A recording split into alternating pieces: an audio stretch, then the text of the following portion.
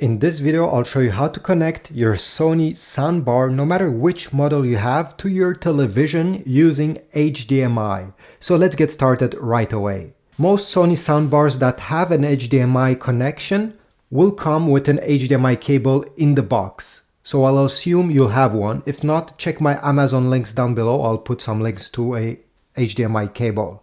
Next, we need to go on the back of the soundbar. Now, it really depends which model you have. Most of them will have an HDMI connection under one of this small opening here. Mine is right here. You see, it says HDMI out TV ARC. So we're going to take one end of this HDMI cable and connect it right there. Now it's time to go in the back of the TV. Most TV will have multiple HDMI ports in the back. This one only has 2, but maybe yours will have 4. It's important to plug the other end of this HDMI cable in the HDMI port that says ARC. You may not see it clearly, but this one, it says HDMI 1 ARC. This is the port that I'll connect. Next step, take the Sony remote control that came with your soundbar and press on input. I mean, the soundbar needs to be turned on, obviously. So I'll do that. Press on input and you need to see TV.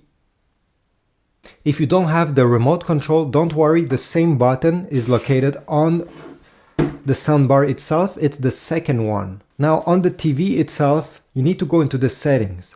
There's many different TVs. This one is a VIZIO, maybe you have a Samsung, no matter which one, go into the settings. Usually it's a cogwheel button located on your remote. And we need to find the sound settings, audio. You see, again, depending on which brand you have, it may look different. Once you're over here, where you're gonna see audio out, instead of TV speakers, we need to select the soundbar. If you see, this is my Sony model, it's written here, or if not, select HDMI out or HDMI.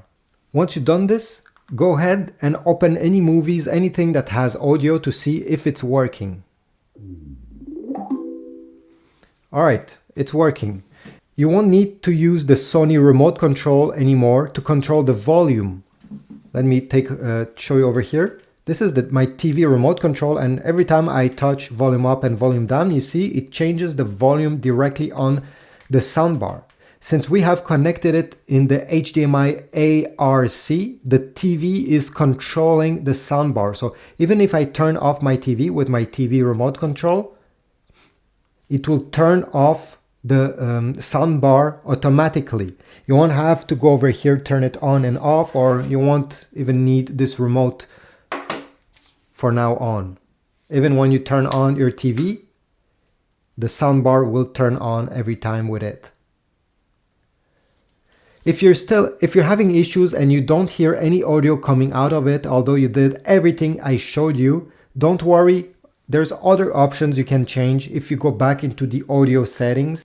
Usually you should have an option that says CEC, and you can enable or disable it and see if it makes a difference. And usually, again, in your audio menu, you may have other options like Dolby Audio or, PCM you may see appearing there. Change these settings. Choose another thing than the one that was already on the display and try it out every time. By switching these settings, you will find your sweet spot, depending again on your TV and the model of your soundbar, and it will work. It may take a few tries. But overall, this is it. I hope this was useful. Leave a comment down below, subscribe, and I'll see you in the next video.